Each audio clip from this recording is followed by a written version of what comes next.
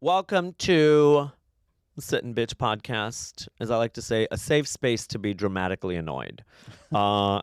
Today, I have a very fabulous guest. We've known each other for quite some time. Yes. He's toured across America. You can see him at all the major clubs in New York City. He has a special out now called A Tale from a New Yorker. He has probably, I think, one of the best gun violence jokes I have ever heard. Oh, wow. Please welcome Kunal Arora. Oh, thank you. What an intro. My God, what an intro. Really? Yeah, are you kidding me? Let me give you the flowers for a second. That is an intro, dude. It's Are solid. you being facetious? I'm going to tell you right now. Because I never know when you're being facetious. I understand that. You can see where I'm coming from. I understand that 100%. Okay. And a lot of times I've been very facetious. Yeah. And to be honest, nasty. Yeah. But I will say he's cuntier. He is cuntier than I am. Yeah, it's true. I am. Yeah. But I will say this. When it first started, you were really kind of like lazing into it. You know what I mean? You were like, welcome to, and then you really kind of took it. It's almost like a plane taking off. Like, you know what I mean? The Yeah. engines, and then you just went off, and everything was great. The information was solid. It was, right to the point. I like it. I like it a lot. Take the flowers. Thank you. I have been known to give good intros. Yes. I will say that. I have been known to give good intros. This is well done. I'm really happy to be here. Thank you for having me. You're welcome. This is so today we're going to talk about a few things. Obviously, we each have our own topic. I am going to go first. 15 minutes on the countdown starts. Oh, shit, no. 15 minutes starts now.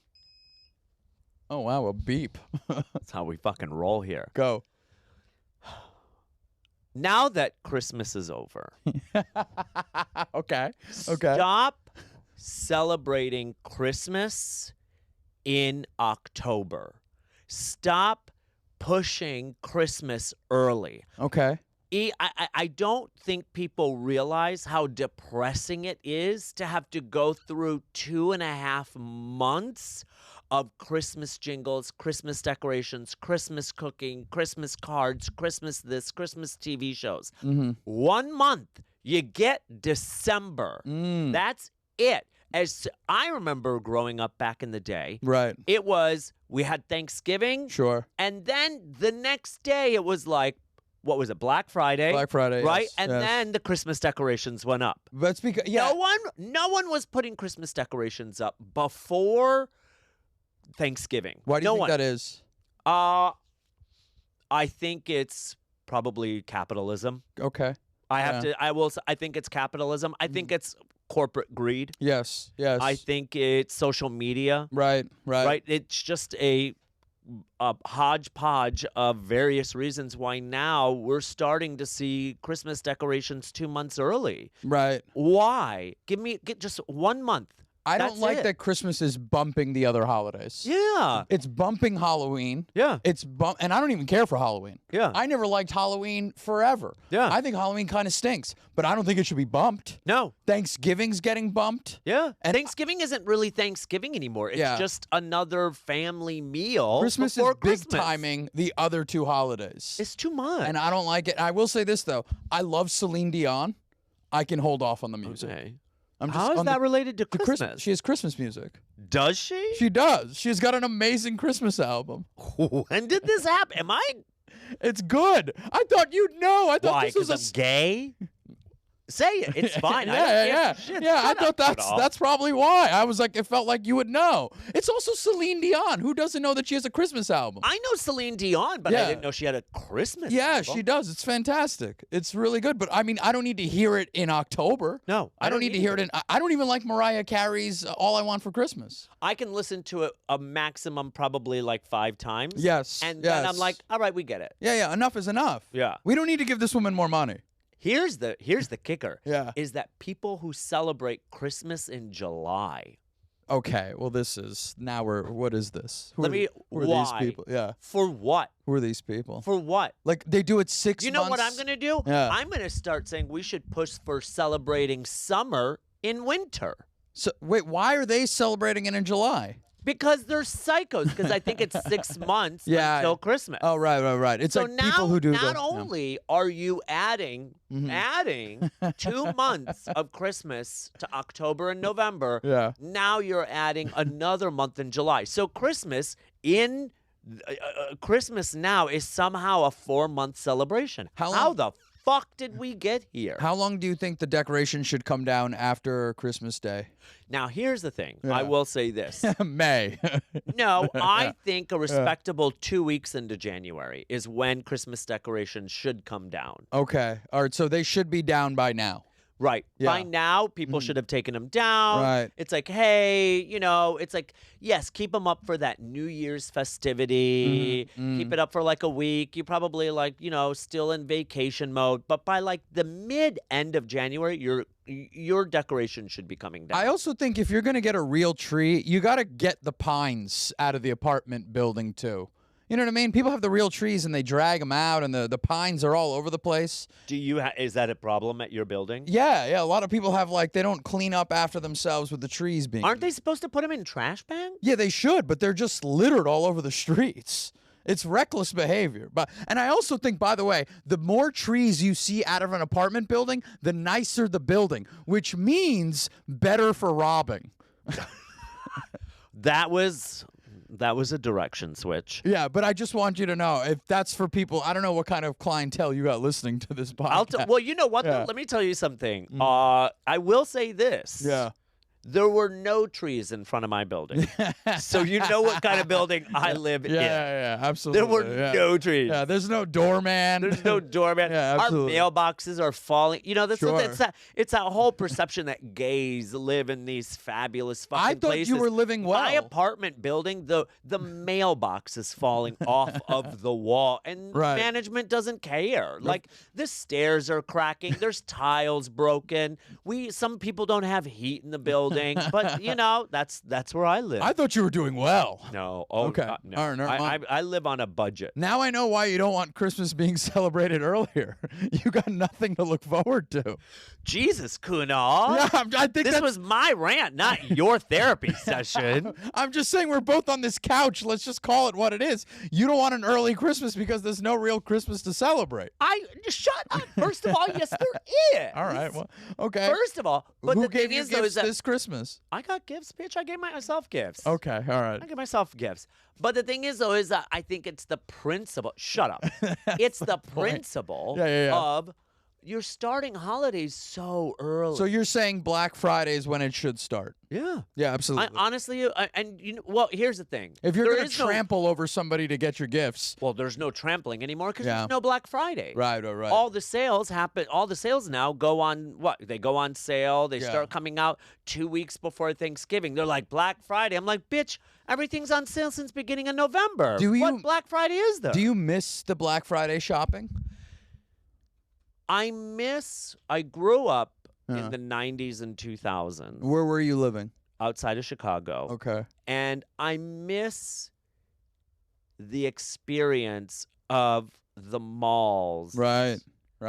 That weekend or those few days after Christmas. Yeah. I absolutely. miss those experiences of the malls being Mall's so great. packed Yeah. and people are shopping, and it's like National Lampoon's Christmas Vacation. Sure. Right? And you Yeah. see one of the opening scenes is that they're at the department store Macy's Mm-hmm. Yeah, of course. or Marshall Fields in Yes. Chicago. My mom and they're loved a good Macy's. right, and Yeah. they're walking around, and you see people like credit card machines and this Sure. and that, and I feel like you just don't get that type of vibe anymore. No. It no, is no. a online retail. Everybody Mm-hmm. is kind of like just stoic when they go into a store. No one knows how to help anybody in a store anymore. Yeah. I went into a store the other day, and it's a sad state of affairs when I was actually like, wow, you actually wanted to help me. I'm shocked. Right. I was right. shocked. But I think there's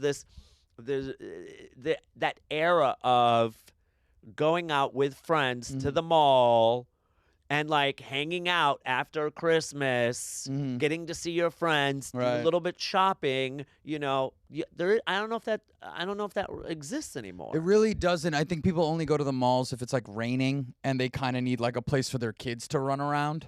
Yeah. That's what I've seen. I mean, there was something so magical about being in Queens at a Macy's.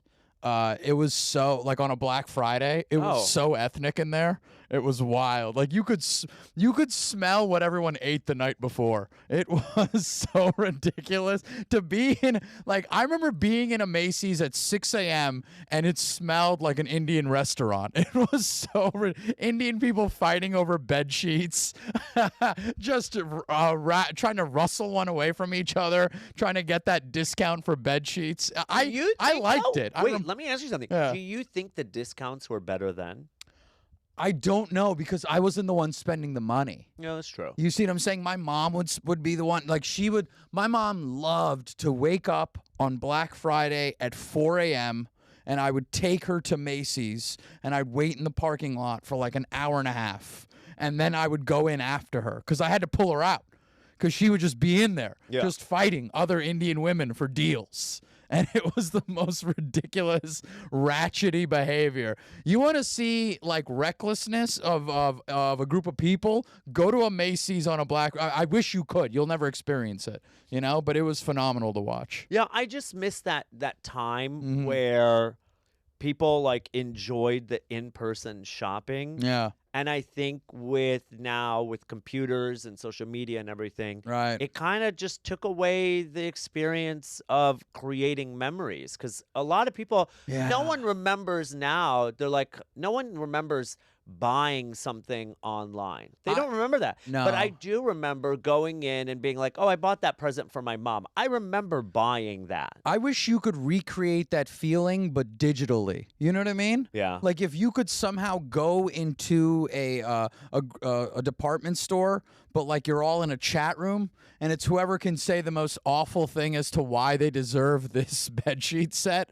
That's what they should do. You know what I mean? Like, it's like, listen, I lost my son to fentanyl earlier this year. I need these bed sheets. You know, something like And that. so it's like America's Got Talent. Yes.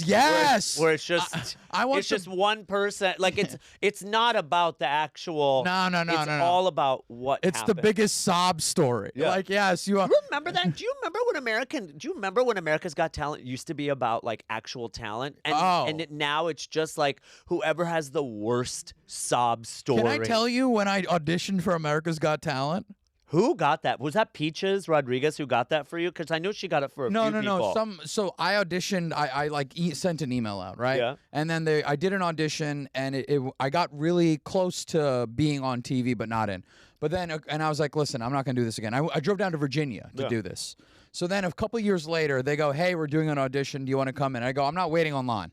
I'm not doing that. I deserve, I've been doing comedy long enough. They're like, just come in. You'll just go right into auditioning. I go, sure. It was at Queens College, the audition. I go there, and then I got to wait on a line for people who have appointments, okay? And you're in a classroom waiting to do your thing. And it's like I'm sitting there in, like, a desk, the little L-shaped desk, and I'm waiting to go up. Yeah. And this woman, they call on this lady, and I don't know, her name is Stephanie, let's say. And she stands up, and they go, all right, Stephanie, what's your talent? And Stephanie's like, what do you mean? And they're like, well, what do you got? And she goes, I've got the longest legs in America. And they go, okay. And they're like, that's it. And they're like, what do you do with them? She goes, nothing. I just have long legs. and the producer's like, okay. And she goes, you called me. And the producer goes, everybody get out of the room. They kick everybody out. And then I'm standing by the door near where everyone's been thrown out, and I just start listening in. And the producer's like, listen, Stephanie, we don't know what we're going to do with you yet, but we'll figure it out. And that was it. She was a freak. That's why they called her in. And that's exactly what America's Got Talent is, a collection of freaks and sob stories. Yeah. Yeah. Yeah. And then I went back in, I did my act, and nobody wanted any of that whatsoever. They never want comedy. No, absolutely not. No, 100%. They never want comedy. Yeah. And then I think, I don't know what the hell they had Stephanie do, kick watermelons. Who knows? Yeah. Who God But I knows. will say that, though. Yeah. I do remember that. I hate to say it, but it is a word. I remember, that bygone era.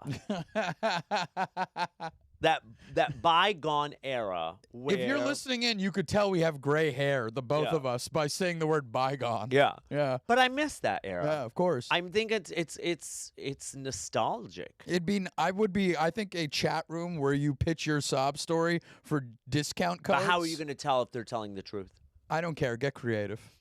Show me pictures. I want pictures. You know what I mean? Show Have me AI create the I don't care. pictures. Show me your sister's death certificate. I do not care. I want to know what you got going on. You want this promo code for 17% off of a Nintendo Switch? Let's go. Okay? But the thing is, show me. You know what though? Everything's on sale now. Yeah. Everything's always on sale. There's Black Friday deals all the time. So like you never know, am I actually getting a good deal? But that's kind of like melted into that hole where we don't really have a sense of like a holiday. Where it's now just all one clusterfuck of holidays. This is why Christmas doesn't matter, because you can also buy the things you want whenever you want as well, right? Am I crazy for thinking that? No, I think people as an now adult? it's like I think we're more I think people now are more independent of wanting to just get the things that they want versus having to wait for someone to buy it. Yeah. I don't know. This whole topic about Christmas sort of also kind of reflects on the fact that neither of us have children, and that's clear. Yeah. Yeah. Because I wonder if people with children, 30 seconds left. Sure. But I think maybe people with children, they do create that sense of like holiday. Yeah. But I think for the general purpose of the complaint, Right. it's too long. Yeah. It's too long. Right. Bring back Halloween, Thanksgiving, Christmas. That's it. Each one gets 1 month. Yeah. And then for the people that celebrate Christmas in July, go fuck yourself. Right. I don't know. That's fair. Get out of here. Okay. There we go. I do think that the promo codes for tragedies is a good idea, though. You know what I mean? My dad was an alcoholic. Can I get 10% off nonstick pans? You know, give me something. All right, is it my turn to? All right, hold on. All right, Kunal, you're going to face that camera. Here we go. Right? And you are going to pitch what you want to vent about, what you want to bitch about. Okay. And then we'll discuss it in 3, 2, 1. All right. I'm going to say this right now, point blank. We're being conned, okay? All of us are being conned, all right? Let's just stop with this idea that there's this us versus them. It doesn't exist, all right? We're all on the losing end here. We need to realize that. Even people that are millionaires are getting conned, and they don't realize it. Do you realize that? Do you see that? Does it all clear to you? Every time I talk to somebody who's like, oh, they point to a political figure and they go, this person's a criminal. I go, they're all criminals. They're all trying to get you in some which way. We're all being grifted. Does that make sense? We're all being, I hear you. Yes. Yeah. I think we're all being sold Yes. an ideology Yeah. of beliefs That aren't don't real. necessarily that aren't real. Yeah. And I hear where you're coming from, because it's like each side, it doesn't matter. Each side is trying to sell you the vision of a life that they think you should have and that you should want. Right. Right? Yes. And so each side is like, I think this, I think this. Now, the issue is that both sides, and I'm a staunch Democrat, I am a liberal, both sides are just exhausting. Yes. Where is the side that says, let's just enjoy life, where it's like, That's never going to take hold. No, it's not. Because the side that's, those people that are saying, hey, we should live life, we should enjoy ourselves, all those things, the reason that doesn't catch fire. And we're in a society right now where everything catches fire. Where it has to catch fire or it doesn't exist. Well, then let me ask you something about the recent election of Mayor Mamdani. What are your thoughts about that vision? So that vision is a good vision. Right? It includes everybody. Right. But the reason why everything he says starts to catch fire is because it's agitating another group of people.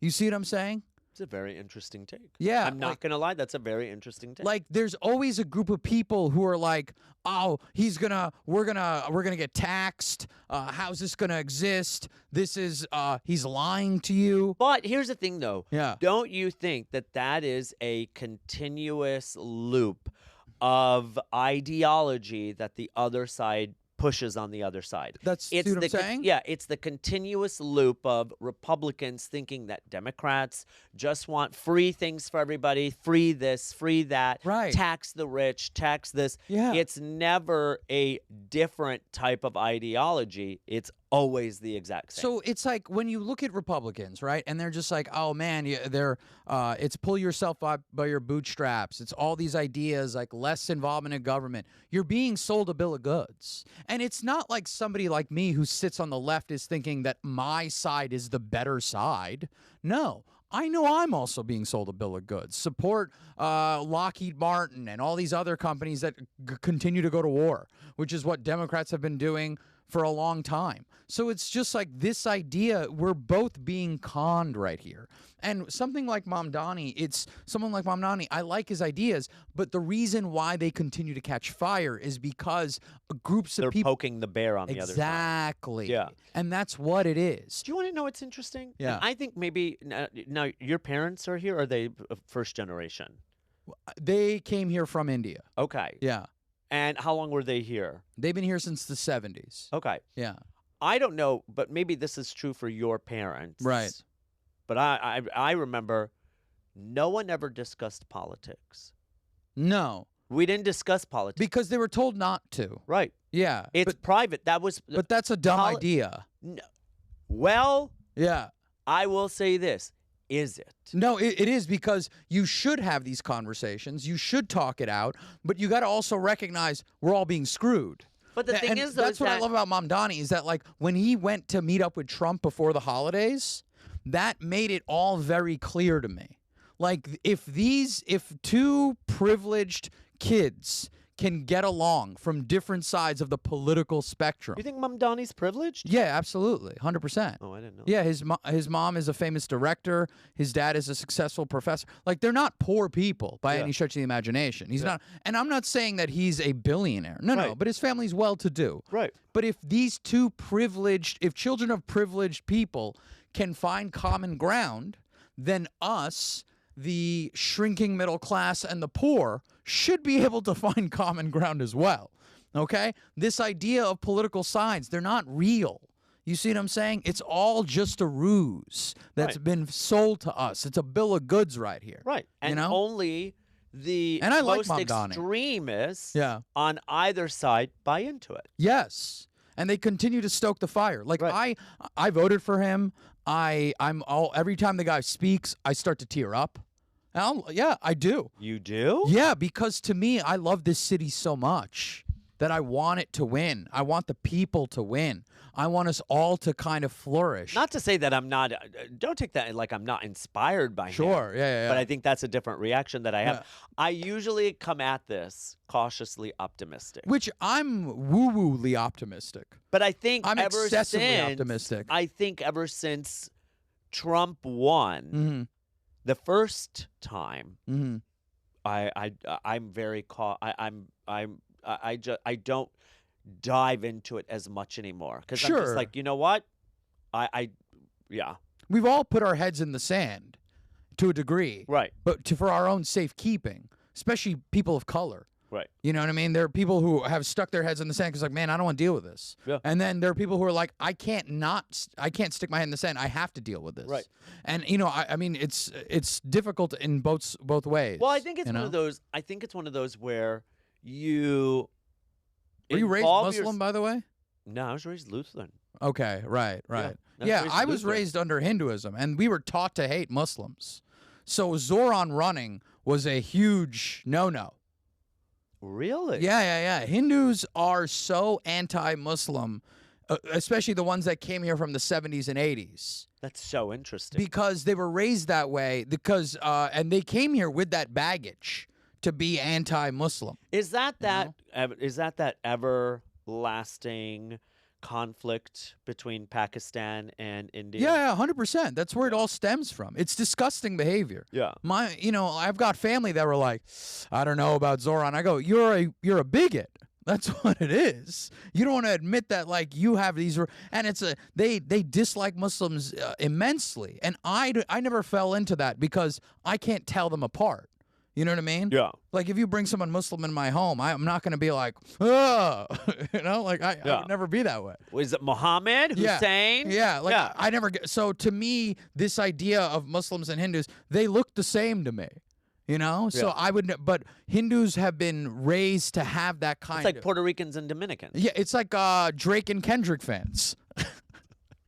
They all look the same. I would get so much blowback. Yeah, but this is the truth, though, right? Yeah. Like Drake and Kendrick fans are very, they look the same mostly. Here's what I'm noticing, But though. they have Here's what different I'm beliefs. noticing from the left, though. Yeah. Is that, and I think this happens on both sides of the political spectrum. Sure. Is that you have the people who are like, as a Democrat, I'm more moderate, and then there's Democrats that are more leftist, right? Sure. And then you have Republicans who are like, I'm more moderate, and then there are Republicans who are more like fanatical, Conservative. right? Conservative. Yeah. And I think the biggest common ground and the biggest group of people that are overlooked are the moderates. Yeah, because none of it catches fire. Right. There's no practical behavior.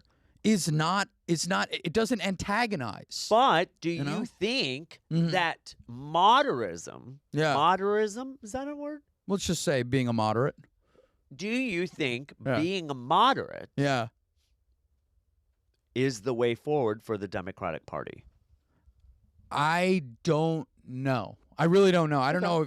I think that when you look at how Europe is run, and it's like there's so much more socialist than what's being proposed right now. So to me, I don't know if should you go further left only to end up a little more in the center. This is the point, though. The point that you're trying to make is, which I think is valid, is that everyone comes in here cautionary. Right. Yeah, and I think that this level of caution doesn't mean you should throw the baby out with the bathwater. Going back to that the topic of discussing politics. Yes, I agree that we should be able to discuss politics openly. Sure. How do you discuss politics to people who don't know how to discuss politics? That's the problem, right? How do you discuss it? Because you and I can have a very civil conversation. Absolutely. And let me tell you something. Yeah. I've had civil conversations with a few Republicans. 100%. Right? Some of my closest friends are Republicans. And here's the thing. Yeah. I think we've strayed away from being able to agree to disagree. Yeah. And that's the problem, is that now either side have people on it where they're like, no, you can't disagree. Yeah. No, you're not allowed to disagree. It's my way or the only way. Yeah, but that's the thing, is like you have to look at the rest of politics. They do it. Yeah. They do it all the time. Yeah. So it's like when I went to my girlfriend's family's place for Thanksgiving. You got 1 minute left. That's totally fine. You got it. I got it. Let's all right. I went to my girlfriend's family's place for Thanksgiving. And this is like a week ago, Mamdani and Trump had this meeting. Yeah. And let me tell you, the conversations, stellar, beautiful. Everyone was getting along real well. Because every time they started to lean towards their side, I go, hey, baby, we're on the same side. Okay? If Trump and Mamdani can take photo ops together, you don't think we could sit over mac and cheese and have a conversation? I mean, you're not wrong. I'm not wrong. That right? was kind of wild when they took that picture That's together. what I mean. If they can do it, it's possible for the rest of us. Your uncle who buries guns in the backyard, you can get along with him, okay? You have to understand something. The blue hair that you have matches the Confederate flag on their trucker hat. It all works together. Does it? It does. It really does. You have to understand that if you've been convinced that you can't make it work, but you can make it work. It's just that you've been fed all these lies. All right. That has been sitting bitch. Kunal, Yeah. thank you so much for coming on the podcast. Thank you for having Make me. sure you check out his special out now. Tales from a New Yorker, Appreciate right? it. Where can people see you, find you? It's on YouTube. I also, if you want to find me, I have a website. It's a very what's the website called? Number1comedian.com. I own it, baby. Do you really? Oh yeah. And if you're slightly racist, number1indiancomedian.com. You can also go to that one. I fucking love you so much. Thank you for coming on the podcast.